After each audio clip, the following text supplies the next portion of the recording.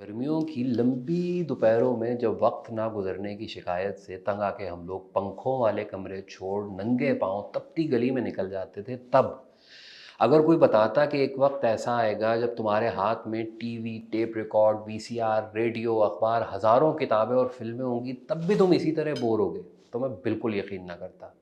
मतलब ऐसे किस तरह हो सकता है? 25 रुपए की कैसेट में 10 गाने आते थे। 10 रुपए 3 घंटे की फ़िल्म के बदले गलाने पड़ते थे, अखबार और किताबों का खर्चा अलग। ये सब मुफ्त होंगे, उनके साथ टेलीफोन भी होगा और वीडियो कॉल भी हो सकेगी। पीसीओ से नहीं, अपने ज़ाती फ़ोन से बग़ैर किसी खर्चे के। और सारी ज़िंदगी मैं इन सब चीज़ों का मालिक हूँगा और फिर भी मैं बोर हूँगा।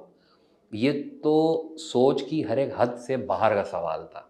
एक आदमी इतने सारे वसाइल रखने के बावजूद कैसे बोर हो सकता है? तब दोपहरों को टीवी भी नहीं चलता था, बल्कि शाम को मक्खियाँ आना बंद होती और पीटीवी का वो बिल्ले की मूँछों जैसा लोगो एक कमाल बोरिंग म्यूज़िक के साथ तुलू होता।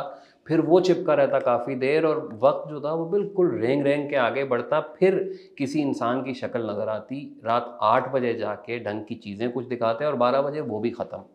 सुन्न ज़िंदगी थी, सुस्त, बेआवाज़, खामोश।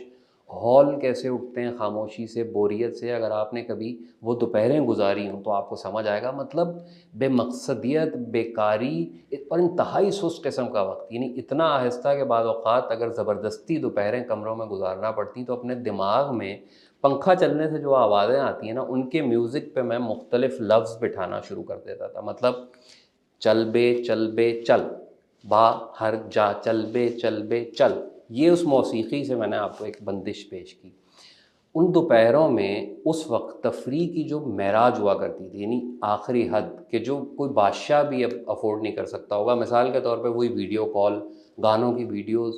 तो आज वो सभी कुछ है हाथ में, लेकिन बोरियत सादी फिर भी है। मैंने बहुत सोचा, फिर नेट पे खोजता रहा। कुल मिला के ये बात समझ में आई कि रूटीन इंसान को बोर करती है, इम्कानात का ख़त्म हो जाना बोर करता है, हर चीज़ दस्तरस में होना बोर करती है, बल्कि बाज़ औक़ात हैरत का इम्कान ख़त्म होना भी आपको बोरियत में डाल सकता है। यानी अब कोई आदमी उड़ता हुआ आपके आगे सामने आके खड़ा हो जाए तो आप बोर नहीं होंगे, बस ढूँढेंगे कि इसने इंजन किधर फ़िट किया हुआ है। कब्रिस्तान में आधी रात को अगर कफ़न ओढ़े लाश आपका रास्ता रोक ले तो यकीन करें आप डरने के बजाय उसकी वीडियो बनाएँगे।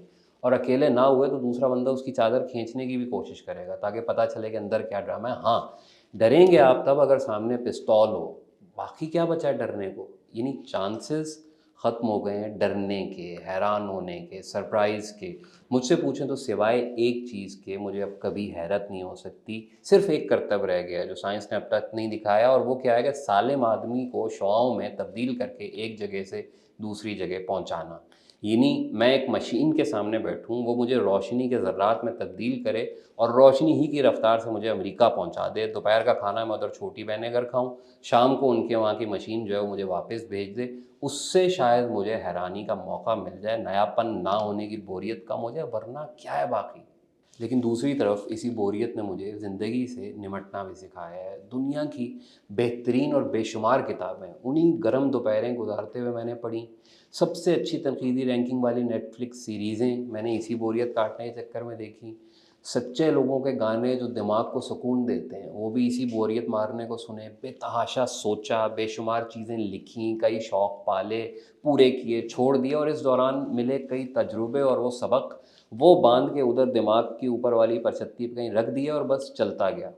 आज बैठा और काफ़ी देर सोचा, दिमाग खाली था, बिल्कुल बोरियत का मुसलसल वाला जो ब्लैक होल है वो चल रहा था। अब ये कैसे हो सकता है कि उसमें से भी कुछ निकाल के बांटा ना जाए?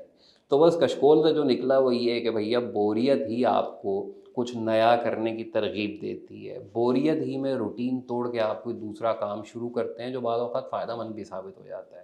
बोरियत ही बुनियादी तौर पर दिमाग को आराम देती है।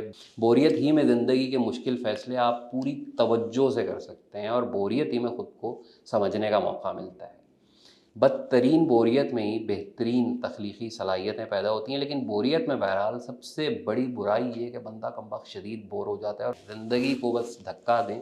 सब कुछ टाइम पास है, गर्मियों की वो दोपहरें अब नहीं आएँगी, सर्दियों की ये वाली रातें भी जाने वाली हैं। जो चीज़ रहने वाली है वो आप और आपकी बोरियत है, ये आपके सर के साथ जाएगी। खुदा खुश रखे।